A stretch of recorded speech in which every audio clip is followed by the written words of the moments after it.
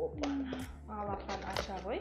Ақан ақырындап ашып, ішін қарайтын болсыңдар. Ал сендер оған дейін бізге тіркелмесеңдер, тіркеліп алып, сонымен қатар лайк басып, міндетті түрде комментарий жазыңдар. Вау, достар, ішінде қараңыздар, наклейкалары бар. Супер. Тағы не бар? Вау, достар, қараңыздар, Кока-коланың ыдысы. Өтірік осындай трубочка. Мында қоямыз.